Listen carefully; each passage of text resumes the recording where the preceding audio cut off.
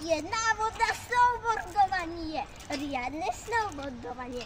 Dokým sa vám to s vami neotrhne, tak môžete trénovať snowboardovanie aj cez leto. Oh my god. Pokiaľ je prázdne ihrisko ako teraz, lebo toto pred ľuďmi nerobte.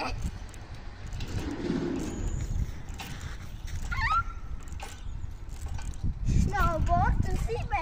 A teda voď.